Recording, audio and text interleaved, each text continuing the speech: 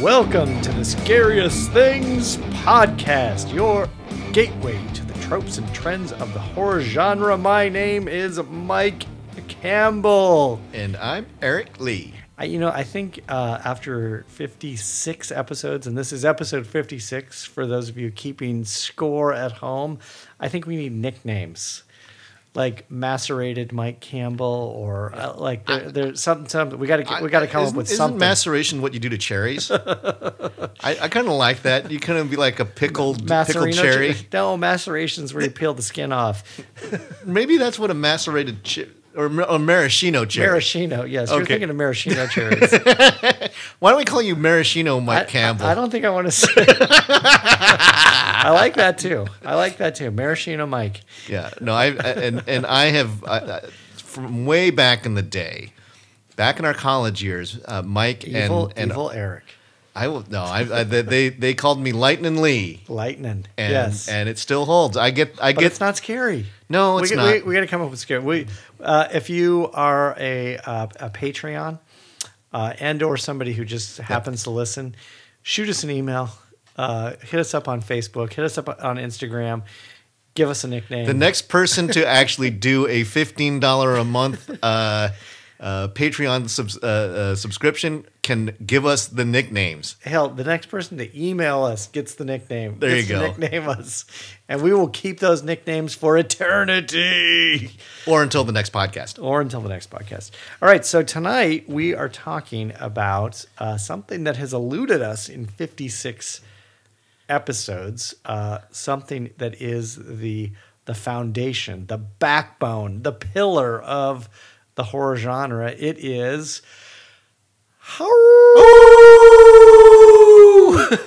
the werewolf. Yeah. So let's talk about some of the rules of werewolves. Well, you know what I found out? Yeah, there are no rules to werewolves. Well, they're always, but there's usually a basis of understanding. They like to sort of test the limits of what they will always admit to it. Right. I think that the two rules in going through and watching all the werewolf movies I watched, the two rules were there are no real rules to werewolves. And secondarily, I think, and if I was a film scholar, which I am not a film scholar, and took a deep dive, whether it's the werewolf as a manifestation of Native Americans or Gypsies or Catholics. Well, every culture had, I think, because they but had it's all about religious bigotry is what really. Oh, really? Okay, yeah, that's really what you get down to, because it's like, oh, it's the Native Americans. They brought this curse on us. Guess what? They're evil. Or gypsies. Oh, it's the gypsies that did it. Oh, it's the Catholics that did it. Guess what? They're evil. Do we have any Mormon werewolves? That'd be awesome. That would be a great film. Yeah, because it's Mormon like wolves. So yeah, I mean, I don't know if that is indeed a thing or not, but I mean that's certainly what I kind of took home from those two things. That there is no real rules to werewolf movies, and werewolf movies are rife with religious bigotry. Well, but think of it this way. Yes. A lot of the times there's a full moon involved. Right. In popular lore. Yes. Popular lore. Full moon. But a lot of the movies play with that. Yes, they do. They go quite a bit, where it's like the werewolf is absolutely 100% subject to the full moon, and in some cases the werewolf is not, and he can turn whenever he likes. He just gets super crazy when the full moon comes out. And like vampirism and zombieism, the werewolf plague is spread by a bite or a scratch a lot of the times. Right. A lot of times. Yes. Oftentimes it's a curse. Right. Because it's those damned gypsies or those damned Indians. They're up to no good. Right. They're going to curse you. Or the Catholics. Or the Catholics. Or the Mormons. Or the Jehovah's Witnesses. Or whoever you got. there's something else that I've spotted. Sometimes silver bullet works. Sometimes not. Sometimes it doesn't. Sometimes just a good old shotgun shell to the head is good enough. I think one thing, because I binged a whole lot of werewolf movies over the past week or two. Oh, as have I. And dogs are particularly sensitive to werewolves. Sure. And Which makes I think sense. it's like they can sniff them out. It's like you smell kind Canis of lupus. right? And there's a lot of peeing on things jokes that are involved with both werewolves Right. and dogs. Right. Sometimes, like zombie things, that there's an allegory to the werewolf thing as a plague or an STD in some cases. Right. Sometimes it's an allegory for a change in life cycle. Right. I've got bookends of change of life cycle kinds of things with my selections here. Whether it's puberty or Sure. It's the fear of the transformation. You were gonna pick Teen Wolf 2. Absolutely, man. Because that's can't get enough Jason Bateman. That's how you can. Oh God, did Jason? I forgot that it was Jason Bateman and not Michael J. Fox. He did the first one, Right. Teen Wolf. So yes, but it's not just. And now there are some. There's werewolves, and then there's other kinds of lycanthropes, and I pretty much decided I was going to stay with wolves. right. But we've had. I mean, there have been some other. There's Were-Rabbit. Yeah, from Wallace and Gromit. Yeah. Which is wonderful. There are selkies. You know what a selkie is? Yeah. It's a werewolf. Right. I don't know how scary that is. There's of course, Harry Potter had a whole clan of various were things. There's Lupin and Peter Pettigrew was a But were-rat. I thought the strict definition of lycanthrope was wolf-based. I don't know. I think because there's shapeshifters, right? And certainly, I mean, if you go full on shapeshifters, cat people, Right. or sleepwalkers, which is another cat. I suppose that's true. And I don't know if you're going to talk about this film, and I apologize if you are, but certainly Wolfen, the Albert Finney film from 1982, which had a Native American component. They talk a lot about shape shifting, and in particular, the lead Native American, played by non-Native American Edward James Olmos. Womp womp.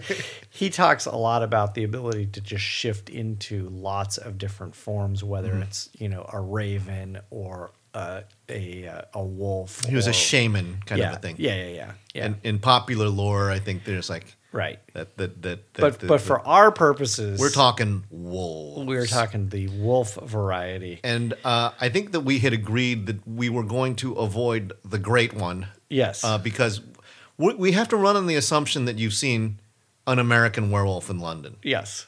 Which is...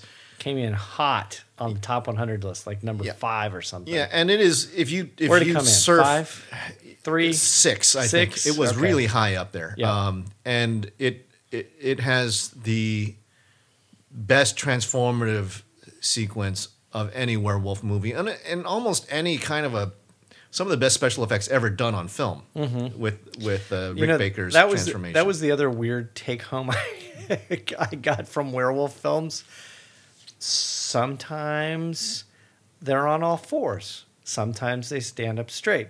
Sometimes they have cloven hoofs. Sometimes they just have hoofs. Sometimes they just have regular What people kind of wolf feet. has a cloven hoof? It's a sheep wolf. Sometimes they have huge snouts. Sometimes they just have big fangs. Yeah. Sometimes they have dog-like noses. Sometimes they have bulldog-like faces. Or they're like bat-faced things. Sometimes they're like bat-faced. Sometimes they're just hairy humans. Yeah. Yeah, it was like, even within certain movies, even within the construct of a single movie, they will throw out lots, and we may get to one of these tonight, I don't know, but they will throw out lots and lots of different types of shapes of wolf type Oh, I hope faces. you bring that one up, because I don't know that I've got that one on my list. Okay. All right. Now, I think I also was going to suggest that we scratch the other great 1981 werewolf movie, which is The Howling. Oh, sure. You yeah. may. I don't. Spoiler alert. Do you have? I do not have The Howling, but that's the film I was just vaguely referring to. Yeah. And I did not talk at all. Sorry, spoiler alert. Yeah. I did not talk about The Wolfman because we have talked about The Wolfman. We've talked about it a couple. We're trying to bring you some new films Yes. here, but I think one of the big things that there is a great YouTube video that does a side-by-side comparison of the transformation that happens in An American Werewolf in London and The Howling. Oh, interesting. And The one Howling was is a great film. D. Wallace. Wallace. Yeah, Yeah. D. Wallace is in that.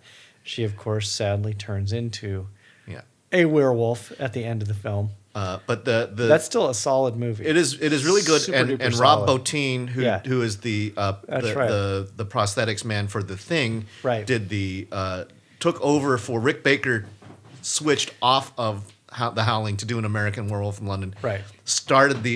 Won the very first Oscar for makeup effects for American Werewolf in London. But when you look at the transformation sequences, not only the one of the big differences is The Howling, the transformation happens in the dark, Right. and there's a certain power to the werewolf, which the villain in this case really enjoyed transforming. I guess Robert Picardo, who some people would recognize for being in the Star Trek Voyager show, was Eddie, and he did this with all those the airbag sort of heaving, and so that he does this grisly transformation, but he's enjoying it, and he enjoys terrifying the woman Dee Wallace.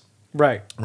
Where David and David Naughton in American Werewolf in London clearly does not want to transform. Right. He is scared senseless. He has no idea what's happening to him, and it's a painful, scary thing happening to him. So it's a very different take on two different takes on the werewolf, the willing and the unwilling werewolf. Right. So with that kind of background, why don't let's get rolling. All right. What do you got for your number 4 on your Fearsome Foursome list? Best werewolf movie that doesn't talk about American Werewolf in London, The Wolfman, or The Howling. The big three. The big three. We're excluding the big three. We're digging a little deep here. This is a 2014 movie, which I was kind of unaware of. And you go flipping through the channels, and you run across a lot of werewolfy kind of movies, and they kind of look the same. It's like I never heard of this one. It's called Late Phases. Late Phases. I've never even heard of it. It's AKA Night of the Wolf. But Late Phases is a better description. And as I was saying, that it not only does it talk about a late phase of the moon, but it's a late phase in life. This is directed by Adrian Garcia Boliano, starring a fellow named Nick D'Amici. And he does his best sort of old Charles Bronson impression. He's a really tough guy. And he's moving into a seniors facility, like a community, like a village, right. Not unlike what I think my folks are looking at right now, the Mennonite village in Albany. There are a bunch of these kind of nice little ranch houses out with a drive, and everybody's got their own little pad. Yeah. But he's blind. He's an old Vietnam vet. Right. And it's a late phase in his life. And there happens to be, and the night that he moves in, which is after I think that he was attending the funeral of his wife, and then he's moving into his house with his trusty dog. Mm-hmm. And apparently, not man's best friend. No. Well, the dog is heroic. Okay. But a werewolf is loose in the community. Right. And it absolutely goes out and it destroys an old woman who is in the unit next to him. And he can hear it, but he can't see it because he's blind. And then the werewolf pays him a visit. His dog helps him fight it off. But then he's like then the rest of the movie. There's a bit of the mystery of who's the werewolf. Right. He manages to with the help of his dog get the werewolf out of his house. Right. And the cops come by and it's like, well, you guys live close to the woods, there could be a bear, it could be and since he couldn't see what it was, he knew it was large and it was a wild animal. Right. it's the werewolves are kind of janky. Yeah. I mean they're the bat faced werewolves. They got these long ears and they're kind of they're not the best werewolf design, but as a story element, I think this was it explores a very different side of werewolfism and in completely unexpected way. Yeah. It's got the mystery, that there's a priest who plays a large role in this. And so the question is, you start trying to do the who done it. Mm-hmm. And at the same time, this old vet is I think his name is Ambrose McKinley, and he's going out there and he's arming up, and it's like, Dad, you're blind. What are you doing? It's like, I know what I'm doing, kid. You leave this to me. And it's like, Dad, you're acting crazy. There's a wild animal loose. Just bar the door. And it's like, I'm gonna go find this thing. And it was a bit of a fresh take, and also there was a familiar face in there, and I totally forgot that this person existed. Who? Tina Marie. Oh, wow. Or is it Tina Louise? Tina Louise. Tina Louise from Gilligan's Island. It is Ginger. Wow. And Ginger was the old lady next to the. She was the old lady that gets it in the film. I'm not going to say. Oh, okay. But no, she's not at that moment. She's not the one. Right. But you see her, and it's like, why does she look familiar? Wow, that's amazing that she's still recognizable. Yeah, I mean, she's had. She's got to be what, in her late 70s. Really, just her late 70s. Yeah, and I would have thought she was older. She looks very good for being in her late 70s. All right. Hands a round of applause for Shadow the dog and Ginger. And we also have a Larry Fessenden sighting, which is a common occurrence in horror movies of this era. He seems to, I think he participates in a lot of production stuff. Right. He plays a guy selling tombstones. But this is it's late not phases. Late phases. It's available streaming. It's a bit of a sleeper. It's good, not great, but it's when you're digging up werewolf movies, you take what you get. That's right. All right. My number 4, Eric, what if I said Sturba? What does that mean? What if I said Sturba the werewolf bitch? I have no idea what you're talking about. What? All right. I'm talking, of course, about Howling 2. Sybil Danning. Your sister is a werewolf, also known as the Howling 2 Sturba the werewolf bitch. Nice. Sturba, of course, is the immortal werewolf queen who lives in Transylvania, played by Sybil Danning, and the fabulous Sybil Danning, and her cast of new wave erotic flunkies. This film, of course, also features Christopher Lee.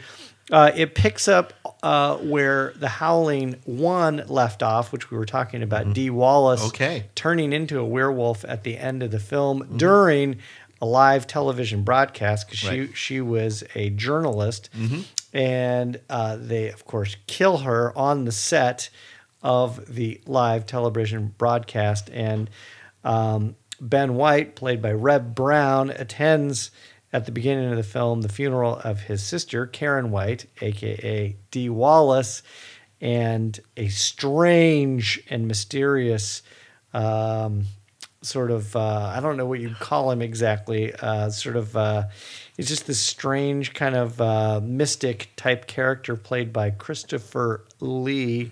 Yes, that Christopher Lee.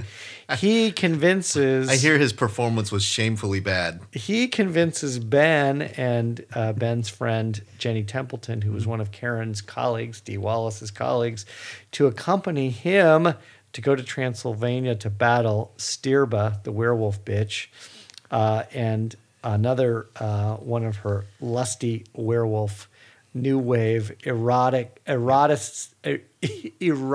companions, a woman named Erie, played by Ferdy Mayne. The film is definitely gets into the so bad it's brilliant category.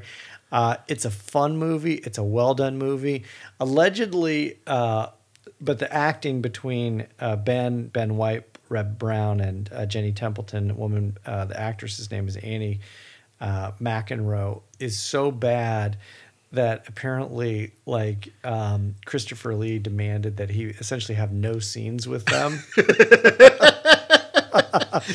He did not want to be on the, he didn't want to be on the set with, he has his standards. Yes, with either of them. And you can see him, after I read that, I was like, you can actually see him like literally grimacing while they're trying to act their way through these scenes with him. The thing, this is what I will say about Stirba, the werewolf bitch, is that it really does embody this wonderful sort of 80s quality from both the music. There's like several scenes where from a musical standpoint, it was that great period of time where it was like new wave was punk rock and rock was punk rock, and nobody really knew. It was music that was different, and nobody really knew how to characterize it. The A&R people didn't know what to do with it. I mean, the band, I can't remember the band that played in multiple scenes throughout the film, but I mean, essentially it sounded like Oingo Boingo, but the way the way does not sound very werewolfy, right? The way they cast everybody around the band made it look like a Black Flag show, right? Right. So I think it was just a really interesting period of time. Sybil Danning, I think, is actually pretty solid in the film, and she obviously she's Sybil Danning. I mean, she's Sybil Danning. She cuts quite a figure. Yeah, for those of you who are not familiar with Sybil Danning, in an era before breast implants, she's something. She's quite an imposing character on film. She is tall and statuesque, shall we say? Yes, she is, and has a remarkable silhouette. Yep. All right, what do you got? Number 2. So number 3. My number 3 is kind of an oddball one. I like oddball This ones. is also staying in the 1980s. This is 1984's The Company of Wolves. Oh. Was this? Yeah, is this no. So this is... No, we're not going to have a crossover tonight. I guarantee you right here, right now, it's not happening. This is no crossover is happening. Directed by Neil Jordan, who did The Crying Game and Interview with the Vampire, Michael Collins and Mona Lisa. Very well-respected dramatic director. It has probably the worst description of a werewolf movie ever, which is if you go onto IMDb, it says a teenage girl in a country manor falls asleep while reading a magazine and has a disturbing dream involving wolves prowling the woods below her bedroom window. That does not describe this movie at all. Right. This is body horror, Little Red Riding Hood. Right.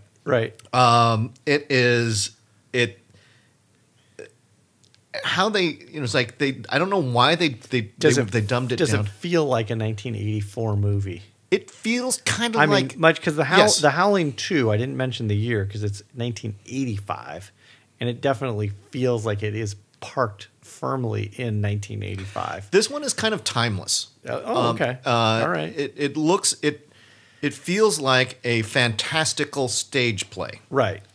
It has everything is hyper realized. Neil. Yes, very good term. Yeah, Neil Jordan's stuff is definitely sort of hyper realized. It has the movie stars Sarah Patterson as Rosalie, Little Red Riding Hood, and Angela Lansbury as Granny. Right. And the way a lot of this thing, and actually the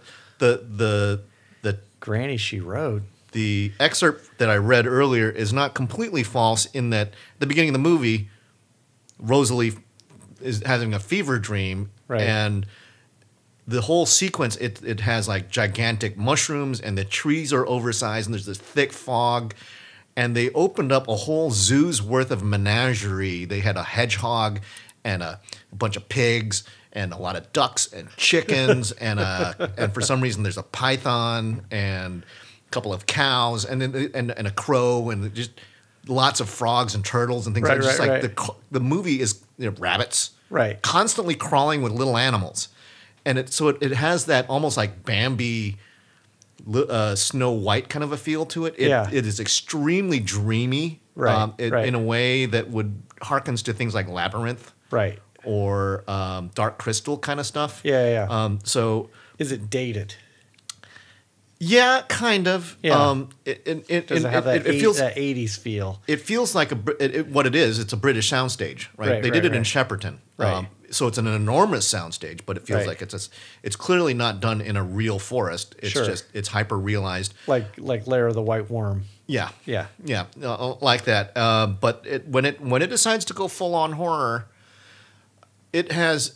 For my money, the second best transformation behind American Werewolf in London. Wow. There is a moment. There are two transformations. One's better than the other, but they both involve a lot of face peeling. Okay. The box art for the Company of Wolves gives some of it away, but you see the snout just sort of jam its way through the face of the human, and the head sort of falls apart. Wow. And it is, and there's also some bits where like the wolf will actually lick its face, and this gigantic tongue comes out of its mouth and cleans its face off. You don't see, you don't see a lot of wolf tongue in werewolf movies. No, That's not a thing. but you know, and so what you have to do, but it's kind of the story is it hopscotches around a bunch because it's Granny's telling some stories, and so so it feels a little bit kind of like an anthology part. There's one where it feels French Baroque, where there's a one of the more famous pictures, and it shows a bunch of party guests in powdered wigs, and they all turn into wolves, and then they all just and it's just sort of this mad looking scene where the bunch of these wolves sort of are running around on a dining room table, and they all run for it. It's just very strange. It's a weird. Hypnotic movie. It's not a conventional werewolf movie, and I think for that reason I think it doesn't resonate a lot with like rabid horror fans necessarily. Sure. It's definitely got some horrific elements because you do not want to show this to a young child. Oh, they will not want to do fairy tales anymore. Would you compare it to like how the Hunger is sort of just vaguely a vampire movie? Yes. This is sort of vaguely a Yeah. werewolf movie. Yeah, very much so like that. The transformation sequences could have been taken out of the thing. Right. I mean, it's Okay. just it's. But in between it is a fairy tale. All right. It's very strange. It's a unique feeling movie. So that's my number 3. All right. My number 3. This gang thought it was tough until it found a new type of hell. The Bride of Satan. Of course, I am talking about the 1971 exploitation classic Werewolves on Wheels? Werewolves on Wheels. All right. I kind of figured you're going this way. I watched it too. Directed by Michael Levesque, starring Stephen Oliver, DJ Anderson, and Deuce Barry. This film mashes up it is. Never was it done before, and never has it been done since. I don't think it you will ever mashes see up gritty, greasy dirtbag bikers and werewolves, and the subtext to the whole thing: Satanists. Right. Those damned monks. Apparently, all of the people. So aside from the couple main actors, and there was really only sort of I think 3 kind of main actors. But they rolled out at the opening credits though. Yeah. They show like 15 people, and they give them all a starring role, and it's hard to tell who's who. Oh yeah. There was like 3 main actors, and then everybody else they really were bikers. So all these guys that they were not actors. Well, they were doing the tricks on bikes stuff was like for not real just shit. Not just that, like the people that appeared in the rest of the film. And I started to watch it, and it's really interesting about it is that they do lots of kind of it was of the time, so it had a psychedelic focus to it. So it was a lot of strange close-ups, a lot of pull focus, a lot of lens flare, a lot of sun flare, mixed in with these weird menagerie of focuses to create this kind of like whole psychedelic vibe. But the bikers are pretty legit. I mean, you really get a sense that you are following a grizzled, greasy, dirtbag gang of bikers. So, question. Yes. The Devil's Advocates is what they had on the back of their Right. Is that really the gang, or did they? That I don't know. Okay. I haven't done that much research, but basically the story involves a group of bikers moving across the desert, and they come across an old church that happens to be a satanic cult. The cultists give them a drugged food. They take part in a ceremony, turning the main biker, which I think was Stephen Oliver. I think he was the main biker. Anyway, turns his old lady, to use biker nomenclature, turns his old lady into a werewolf, and she subsequently turns him into a werewolf. It's just it's a completely ridiculous film, but it's actually well done. I was surprised at how well done it was. I think that the story holds up pretty well. I had some real difficulty at hearing the dialogue well, because there was a lot of clashing kind of. Yeah, the dialogue isn't mixed super well, and the sound is terrible. There's kind of a strange fight scene that takes place probably the last 15 minutes of the film, and I think the film is like an hour and 15 minutes long. Right. And the last 15 minutes is this really peculiar kind of fight scene, which it really kind of throws you for a loop, because it doesn't really make altogether that much sense. The thing that was funny to me was when I went and looked to see what else Michael Levesque had directed. He directed Werewolves on Wheels and Sweet Sugar, which was another exploitation film. Sure. But he was involved with several of the Ilsa, the she-wolf films, and he was also involved with a bunch of the early Russ Myers films. I was going to say, I bet you he probably did pornos. This guy was like 100% pure exploitation to his core.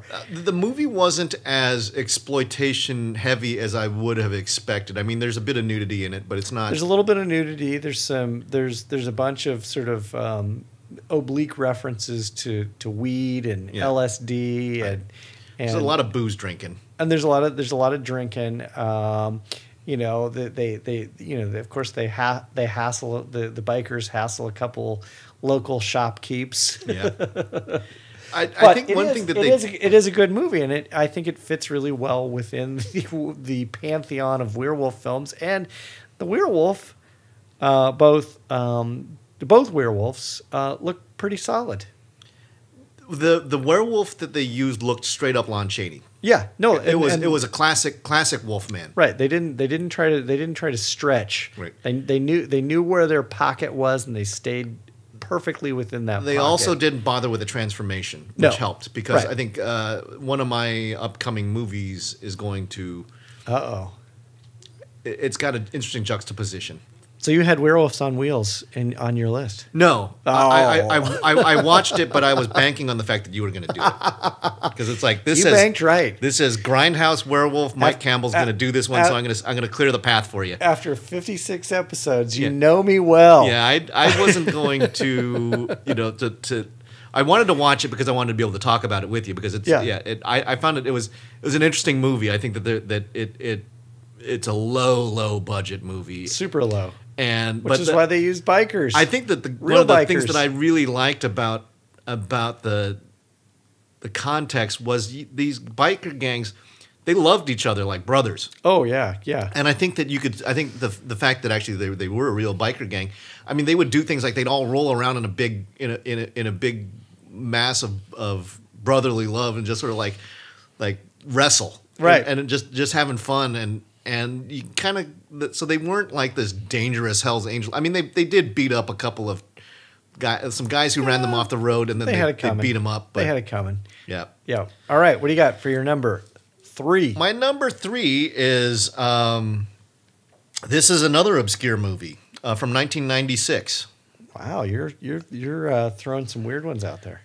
This one, it's directed by a fellow named Eric Red, starring Mariel Hemingway and wait, what year are we in? Michael Paré. This is 1996. Bad Moon. Oh, okay, right. I did not watch Bad Moon. I have not seen Bad Moon. So Bad Moon, it's okay. So Michael Paré is a photographer, a wildlife photographer, and they're in Nepal, and he and his girlfriend, figure that's like they're on location in Nepal, and while they're having sex in the tent, in a fairly actually they had to apparently edit this scene down to avoid an NC-17 rating. Really? They ended up Mariel Hemingway is freaky. This isn't Mariel Hemingway. Oh, it wasn't. Okay. So this is his younger. Sorry, Mariel Hemingway. Nubile if you're listening, girlfriend. we would love to have you on the podcast. Yeah, and in no way is Mike suggesting that you should have done a raunchy sex scene at the beginning of a movie. But while they're encamped and having a good time, they get jumped by a werewolf who kills the fiancée and badly injures Michael Paray's character Ted. And naturally, Ted blows the werewolf's head off with a shotgun. But guess what? I got a wolf bite. I'm a werewolf. Right. So a couple years later, they go to the outskirts. It's like, guess where? Vancouver, or outskirts of Vancouver, near the woods. Sure. Right. Yeah. And you meet Mariel Hemingway, who's Janet, who's a lawyer, and her young son Brett, and their trusty German Shepherd Thor. All right. And what happens here is it's based on a book called Thor. Oh, interesting. This is actually a werewolf movie from the perspective of the German Shepherd. Wow. And he is, man, can this dog act? He is the best dog actor I've ever seen. Turns out bikers can act. Turns out dogs can act. German Shepherds, and because he does the whole thing where the curl up there, where he's curious, yeah, and then it's like he's scared, he's angry. It was like, and he's emotive, and I was only acting. He's like, but anyways, what happens is so Ted comes back and makes contact with his sister, and he's been sort of camped out nearby in British Columbia, and oh, by the way, there's been a rash of hikers missing. Mm-hmm. And well, guess what? He's been active. He can't control himself, and the dog knows it, right? And so there's this kind of battle of wills, but he has come back to his sister, figuring that the love of his sister and his nephew will help him recover from his disease, because he's tried everything else and it hasn't worked. But this is truth of the matter is the dog is a better actor than either Mariel Hemingway or Michael Paray. They're both kind of stiff and overacting it a bit. Right. The film is also it's an early digital shoot film, and everything it's crystalline clear, but everything's in focus. Right. It's one of those kinds of things where sometimes it's like you need a little bit more depth of field. Yeah.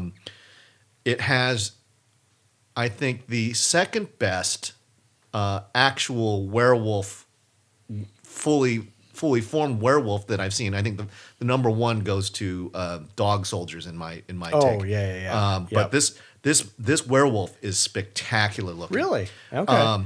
It also features possibly the very worst transformation scene, because this is 1996 and it's a low budget movie and they tried to do it in CG. Right. It's terrible.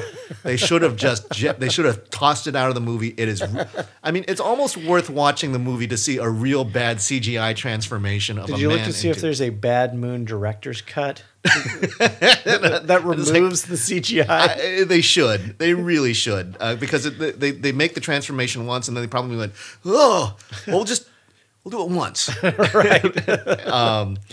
And because a lot of the things with certainly with the old school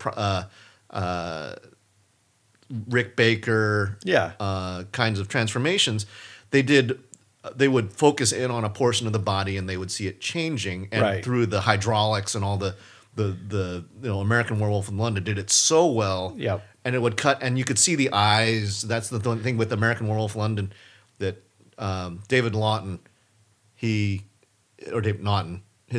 could see the person behind it. Right. When they go full CGI, they just try and pull back and let you see the transformation all in one shot, and it just looks ridiculous. Right. That aside, for watching the German Shepherd Thor, it's fun.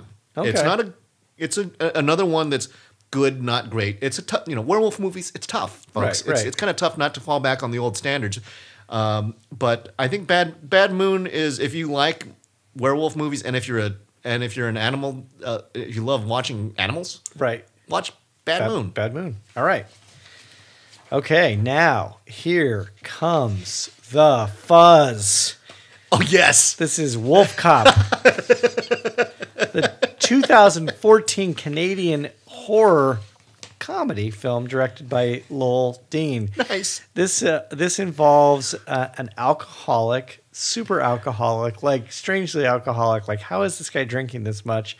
Small town cop who basically becomes a werewolf after being cursed, but he still is able to function as a cop, but he's in wolf form, and he continues to take on his police duties. Does anybody else recognize? Do they sort of accept that that he turns into a wolf, or do people know? Well, the film takes place in a relatively compact period of time. Okay. So his good friend knows that it is him in wolf format, and his love interest, who is the woman who owns the local bar, knows that it is him. One of the fellow sheriffs or one of the fellow police officers knows it is him. The character's name is Lou Garou, which of course Lou Garou is French for werewolf, but they just call him Lou Garou.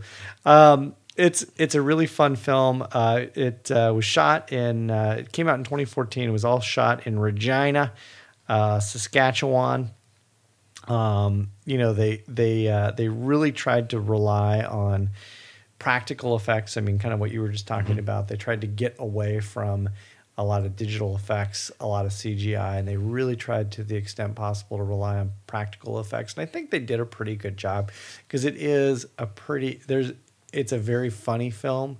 And even though Lou Garou is kind of a deplorable police officer, you kind of pull for him a little, and you feel bad, because he's already kind of a drunk. He's really not a very good cop, and now he's a werewolf. So top of all of that. So did he stumble across a werewolf in the course of the film? Does he become a werewolf in the movie?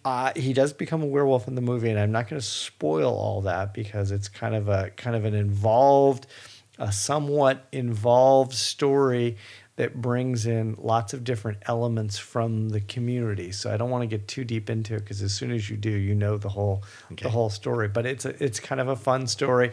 It's not a story that's going to shock you and amaze you, but it is interesting, kind of the way they sort of piece it all together, and the way they play off, as we were talking about earlier, the whole shape-shifting idea. So that people are not just shape-shifting necessarily from werewolf or from human to werewolf form and back to human form. In this case, they're able to shape-shift from human to human form. Okay. So that is all I will say, because I don't want to spoil it, because you should go see Wolf Cop. There was another Wolf Cop film that came out in 2017, ironically enough, named Another Wolf Cop. Original. Our friends over at Bloody Disgusting said that Wolf Cop is the perfect storm of creature action, the occult, gore, intrigue, horror, and lycanthropic puns. Wolf Cop is destined for cult glory. So when did Wolf Cop come out? 2014. All right. 2014. The Rotten Tomatoes aggregator gives it a 67%, which is pretty solid for Rotten Tomatoes, and especially solid for a goofy, low-budget horror comedy film. And that's, I mean, it is fully parked in the horror comedy camp. All right. Yeah, go see Wolf Cop. It's a very fun film, and I think it's streaming right now on Shudder. Nice. Yeah. All right. Well, so my number one. Yes. Okay, so this is the movie for moody, new romantic goth girls. All right. It's revered by rebel girls who just happen to be horror fans. And of course, You're speaking my language. Twilight. No, it's not Twilight. I would never do that to you. This is yeah. We can't go on. We can't go from Werewolves on Wheels to Twilight. It's too hard of a transition. Underworld. No, it's not Underworld either. This is man. Ginger Snaps. I was going to say I'm podcasting with Ryan Seacrest all of a sudden. No, it is kind of startling actually if you go into if you Google best werewolf movies and you see Underworld and Twilight, and you go, oh God, no way am I watching these movies. Teen Wolf 2. No, Ginger Snaps, and this is one of those movies where I sort of run on the expectation that a lot of people have seen Ginger Snaps, but after. I think a lot of people haven't. I mean, you and I saw it. We rented it, I recall. But I think a lot of people haven't seen Ginger Snaps because I think it was. I'm sure the theater run was like teeny tiny. Yeah, it was done in 2000, if at all. Yeah, but it's sort of a revered movie, particularly I think because there are how many? There's 4 Ginger Snaps now. 3 Ginger Snaps. I think. Ginger Snap Pie. So yeah, and for those of you who don't know, it's the story of Bridget and Ginger, 2 sisters who are sort of death and obsessed, moody, broody, outcast girls, right? And they have the classic sort of oblivious parents, right? And that's a bit of so for me, it's like, okay, now the parents are just a little bit too oblivious. Go listen to your Cure records. Yeah, and they in the course of actually doing their fake a death shenanigans, Ginger gets attacked by a werewolf who happens to be like mauling and destroying the local dog population. So Ginger gets bit. Now, I think it's not to put too fine a point on it.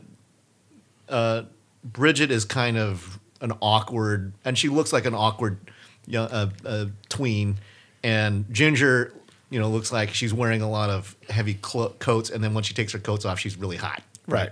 So it's like, yeah, I don't know that you would necessarily be the total school outcast, but that's how they play it. But they do it very, very well, and there's these. This is a transformation tied to puberty, tied to menstruation, right? It is. There's like the body changes. It is a. So werewolves aren't always about religious bigotry. No, this one's about getting your period. Right.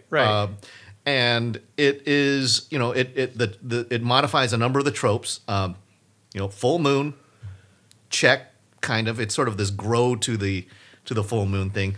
Passes through a bite, check. What werewolves hate dogs, check. Metaphor for menstruation, check. I guess. I think that I don't recall Lon Chaney. Having to deal with it's like I got cramps.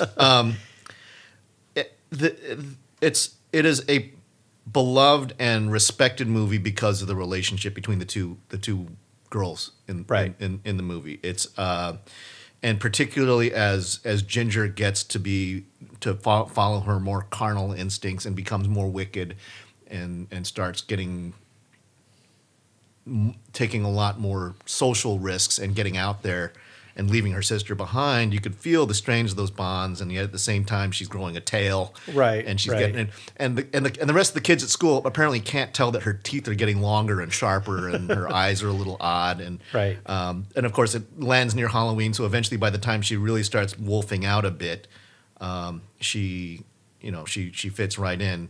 I thought that the relationship they had with sort of the broody drug dealing boy was played better than I would have expected. Sure. They didn't play it. They didn't fall for a lot of the noble hero tropes. Right. That he was still kind of a dodgy character. Yeah.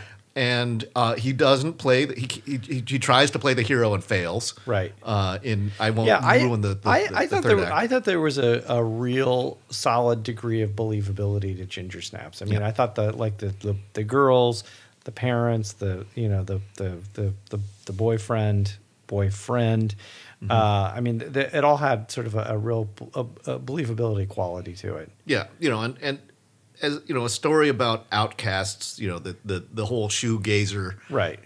kind of a thing, and it's resonant as much as the classic. There's been so many movies about geeky boys who, including it first and foremost. I think Right. that right now in popular culture, where that they're the ones who were looked down on in society, or lost boys. Yeah. That kind of a thing. This is a movie that I think really resonates with high school girls. Yep. And except for there's so many F-bombs in this movie. It's like, man, and it's really bloody. Right. Right. I think that the werewolf is passable. Yeah. It seems to have one face. I Right. mean, it's got the snarly face. It's Right. not as emotive as, I think that's where I like some of the other werewolf movies. But as a protagonist, follow the protagonist story, it's really hard to beat Ginger Snaps. Yeah. And I think in a lot of the best of werewolf polls, you'll see it finishing just behind Howling and American Werewolf in London. Oh, yeah. If not in some cases in front of the Howling. Yeah. It's right up there for sure. So go check it out, and it actually features one of my favorite line from this. Yes. When they talk about their nobody. How are they getting away with all this crazy shenanigans, like killing the cheerleader girl, or she's not a cheerleader, but the popular girl. Right. It's like nobody suspects girls of such heinous acts such as dog killing and murder, and the two of them will make it because we'll just coast on how the world works. They don't suspect us. Right. So that was, Right. I thought that was brilliant. Yep. So anyway, that is your my number one. My number one is a 2013 American film called Where. W-E-R. Yeah, I saw that, but I didn't check it out. Yeah, this is directed by William Brent Bell, and it stars a woman named AH-HOOOO, who is a defense attorney living in France, who discovers that her client might very well be a werewolf. And the thing that's really cool about the film is that I'd never quite seen a film done exactly like this, where it's a found footage film using found footage, but it's not a found footage film. It's not one where the cameraman's dead and we found the camera. Right. It's like it actually tracks along, but it uses sort of a lot of shaky cam, a lot of security camera footage. It uses a lot of timestamp stuff. Do they use it as part of the forensic kind of analysis? They use it as part of the forensic analysis. They use it as a part of the sort of the legal process in France, where they're interrogating somebody from a different room and they're videotaping the interrogation proceedings, and they're going back and looking at the interrogation proceedings. So it's got a lot of these interesting elements, but you watch it and you go, I feel like I'm watching a found footage film, but I'm not really watching a found footage film. And it's just kind of an interesting twist.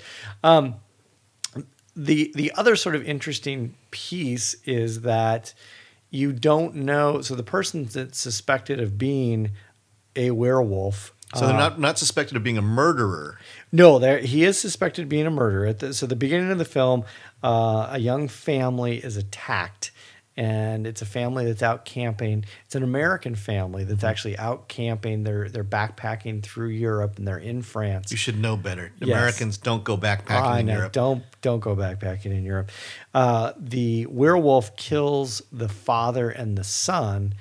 The mother is left alive, but badly beaten up, and they capture a French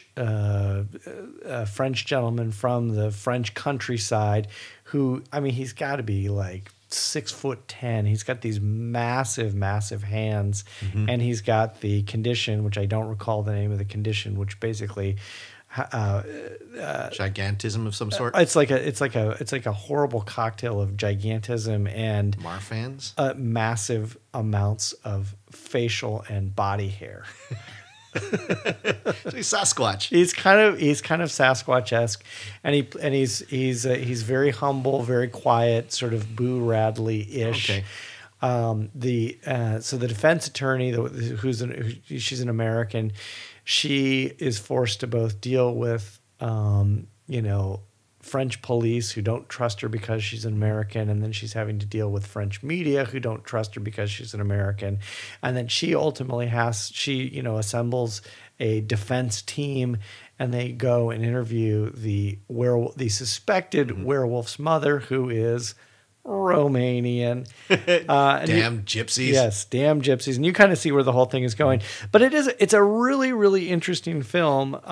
Is there much dramatic irony in that? Are you aware of who the killer is before the attorneys, or do they keep things pretty much under lock and key until the conclusion of the film? Well, no, they kind of show you sort of pretty early on that it is indeed this guy, but she's still, that's sort of the dramatic tension is the attorney is stuck defending this guy, even though they have a pretty good sense that he might be a werewolf. Mm-hmm. There is a twist, however, because one of the people on the defense team might get scratched by the werewolf. And so then you do have sort of a tete-a-tete werewolf showdown towards the end of the film, which is kind of interesting. And it's a very different take on werewolf movies in general. Yeah. I liked it. It's really well done.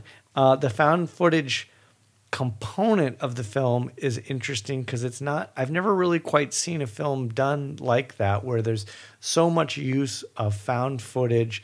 And they use so many different mediums too, right? So they're using security footage, they're using interrogation videos, they're using lots of film footage, they're using lots of interviews, they're using lots of multimedia, lots of different media, sort of all compiled together to create kind of a really, really interesting tapestry for a werewolf film. Yeah, I saw that, and I think there were a couple of movies. There was another one that I loaded up because I wanted to compare it to Ginger Snaps, right? Called Animals. Oh gosh, and it's a Danish film. Yeah, Day of the Animals. Animals of. It's a moot point now because I didn't finish it yet. But we'll get back to you on that one. But there are a surprising number of werewolf movies that just went straight to streaming because they didn't make much of an impact in the theaters. I mean, right. I don't think any. I think Ginger Snaps may be the biggest of the 4 movies that I have listed here. I would say Howling 2 for me would be the biggest of the 4. Sybil Danning. As Sturba, the werewolf bitch. Yeah, the one movie that I think there's another one just to throw out there for folks to go dig up, and it fell off my list at the last moment, and that's Dog Soldiers. Oh yeah. I'm sort of running on the assumption that a lot of people have seen Dog Soldiers. I would almost put Dog Soldiers in the same category as The Howling and The Wolfman and American Werewolf in London. It's a fairly ubiquitous. It's up there. Yeah, and it's up there towards the top. It's aliens meets werewolves. Yep. And it's filled with, you got a bunch of the soldier tropes that are really familiar. It's really gory, and it's got spectacular looking werewolves. Those are the best looking werewolves. They used actual real acrobats and dancers to play the werewolves, and they on stilts. Right. So they're big werewolves. Yeah, big ass scary werewolves. Big werewolves. So before we leave werewolves and go grave digging, what is your favorite looking werewolf? Not your favorite werewolf movie, but your favorite I looking. think I just said it. I think the best looking werewolves are the Dog Soldiers. I think those are they look. I'm going with Lon Chaney. I'm going with Lon Chaney. Oh, yeah, the classic. I think he's the best. I think that's the best. Have you seen? Did you ever see Werewolf of London? Yeah. Mm-hmm. Yeah, and that was. It looked a lot like Dr. Jekyll and Mr. Hyde. Right. But that's the original. Right. It's not the Wolfman. Right. It's a 35 movie, I think. Yep. So. Yep. All right. Let's go grave digging. Grave digging. So. What do you got? What do I have? Well, there was a fun thing that I ran across that happened last week, and that's a bunch of kids from North Bergen High School. Oh yeah. Check this out. They did a stage production of Alien. Yes, and they don't even have a drama department, which is North amazing. Bergen. They have a English teacher who's interested in drama. Right, but he's a horror movie fan, and last year they did Night of the Living Dead. Right. Which is not too hard to pull off stage and prop wise. Because it is basically a stage play. Yeah, but Alien most definitely is not. Right. And what they managed to pull off through donations and handcrafting stuff in like a month. Yeah. Is startling. Yeah, go to the website and check out a couple of the snaps from the stage performance, because it's really amazing. I don't even know how they created some of those H.R. Geiger type sets. The space jockey. Yeah. Oh my God! And the costumes, the suits, and the fact that actually they there's a bit they show how they did the face hugger scene. Right. And it's great because there's a lot of people there's a bunch of these high school kids in the audience, and they're screaming their lungs out. Right. They're scared to death. Right. And it's awesome, despite the fact that your son is completely nonplussed by Alien. I think this is one of those things where I think if he had a chance, if he lived in New Jersey and had the opportunity to be in a stage play version of Alien, I think he would. Yeah. I think he might be all about it. So I think a huge congratulations to that school. Yeah, I think that's something else. You had people like Adam Savage, the MythBuster. You had the governor of New Jersey. You had not Chris Christie. Not Chris Christie. Frodo. Who's Shawn Michael? No, Sean. No, not Sean Astin. No. Frodo, the doe-eyed. Oh, right. Yeah. Oh man. Anyway, so there's been a number of celebrities who picked up on it and have been congratulating these kids, and it's cool because it's also a complete Latino cast. Right. A bunch of Latino kids and one Middle Eastern kid. I think. Yeah. So, anyways, go check that out. That was a real fun thing that popped up on my radar. What have you got? This is hot, H-O-T, hot off the press as of today, March 27th, 2019. A friend just sent me this. Jim Jarmusch's new zombie movie. What? Jim Jarmusch doing a zombie movie? Starring Tom Waits, The RZA, Iggy Pop, Bill Murray, Selena Gomez, Adam Driver, Tilda Swinton, Chloe Sevigny, and more. It is called The Dead Don't Die. It's a zombie movie coming out on June 14th via Focus Features. Jim Jarmusch? Oh, and it's got Steve Buscemi, Sturgill Simpson, Danny Glover, Caleb Landry Jones, Rosie Perez, Sarah Driver, and Carol Kane. There's not enough lines to go around. I mean... This is like Jarmusch is How is the RZA in a film with Carol Kane and Tom Waits and Tilda Swinton and Iggy Pop? And it's kind of hard to comprehend. I mean, wait, what is it? Is it April 1 yet? It is no. It is. So it's not an April Fool's joke. No, it is not an April Fool's joke. This came out on March 27th. Yeah, The Dead Don't Die. Oh my Lord! Yeah, check it out. Okay, well, is it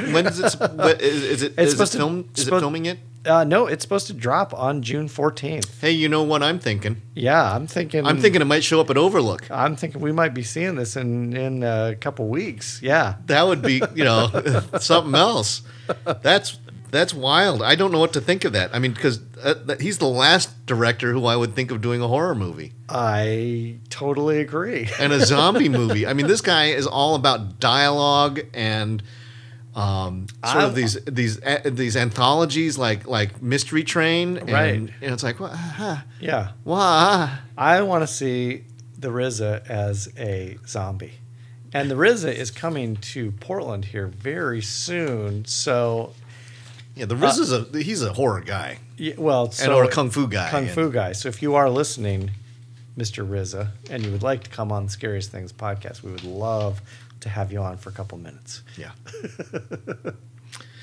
All right, take us out. Tagline? Tagline? I'm using a tagline. Actually, yes. I'm going back to Werewolves. No, unfortunately, I don't have a werewolf tagline. I'm going to use a tagline that I would have used for our previous episode. All right. Because I'm taking it from Basket Case. Oh, yeah. And this might describe me on a bad day. The tenant in room 7 is small, very twisted, and very mad. Might describe me.